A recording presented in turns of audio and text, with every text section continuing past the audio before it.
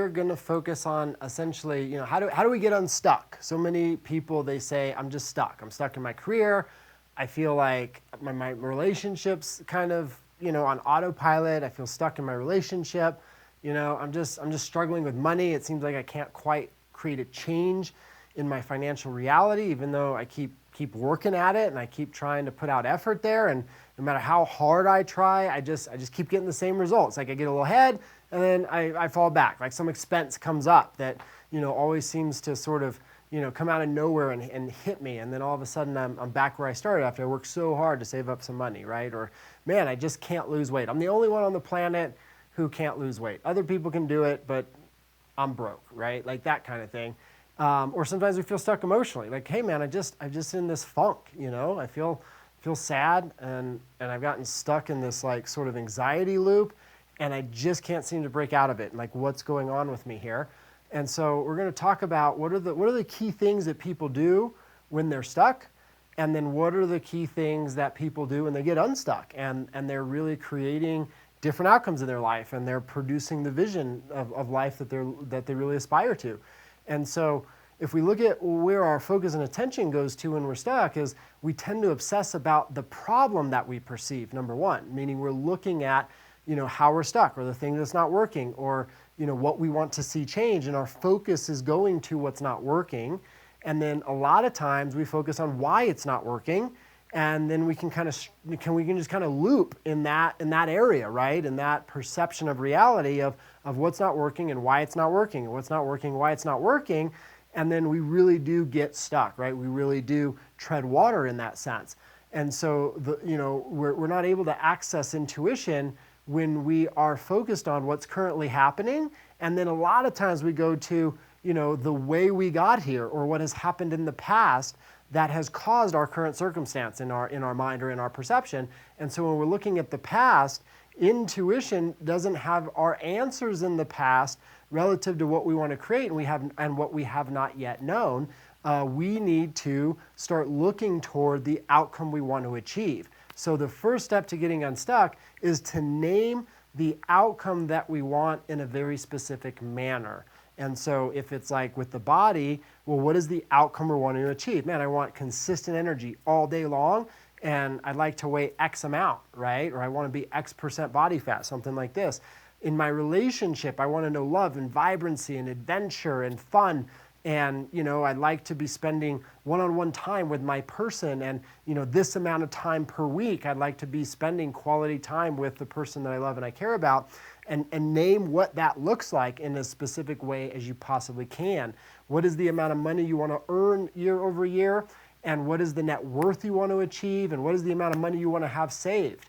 A lot of times people will, as an example, they focus on the debt they have and, you know, oh my God, I just want to get out of debt and how do I get rid of my debt? And they're focusing on the thing they don't want, debt, and, you know, how do I get out of it? When we need to change the focus entirely to the outcome you want to achieve, because the outcome isn't debt, it's I want financial security. I want financial safety, and that looks like, you know, $50,000 a year or $100,000 a year, and a savings account with $5,000 in it, or $10,000 in it, or a net worth of $500,000, or $100,000, or $1 million. And sure, I also have zero debt, but like the focus needs to go to those outcomes that we're looking to create relative to wealth. And so, you know, step one, we got to focus on the outcome that we want to achieve. And then step two, we got to start asking the question, what can I do to achieve that outcome? Hey, here's where I am. This is current state. What are the actions I could take to achieve that outcome? And it becomes a creative process. At first, we're not going to know what the answer is because we've never done it before, potentially. But if we start just asking the question, and it's like almost like a creative process, we start flexing the muscle called creativity. We start accessing intuition just by assuming there's an answer to produce the outcome, and we start asking the question, what can I do to produce that outcome? And then come up with ideas, right? What can I do to produce that outcome? What can I do to produce that outcome? And that's a very different thought construct or way of directing the mind than what's wrong and what's the problem that I have and how do I solve for my problem and how do I create the problem in the first place? Like that's a different framework. How do I create the result that I'm aspiring to? And then step 3, right, after we name the specific outcome result we want, we start asking a different question, what can I do to produce that outcome and result, is start acknowledging what's going well relative to the space in life you're looking to create an outcome. Hey, I have cash flow. I'm hireable. I can get a job. I'm able to learn about money.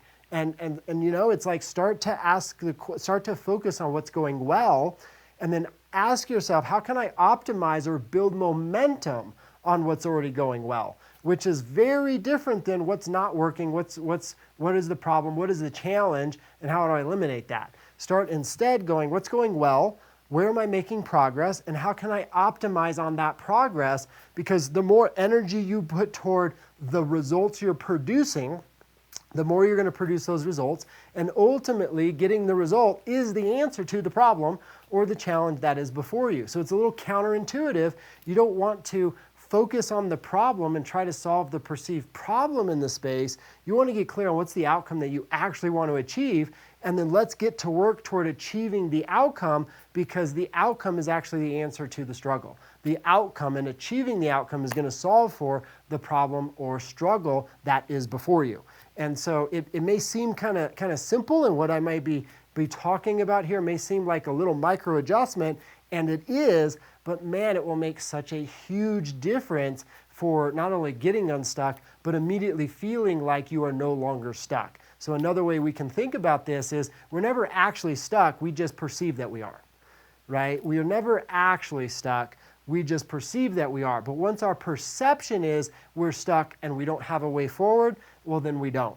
And so we have to take that first step to, man, I have opportunities before me. Here's the outcome result I want to achieve and create. Here are the ways in which I can create it. And then in many ways, all of a sudden we start to perceive that we are not stuck. And that is really the base or the foundation for getting unstuck. And then we can use these tactics to go ahead and create momentum and progress toward the outcome result you want to get in the life you want to live.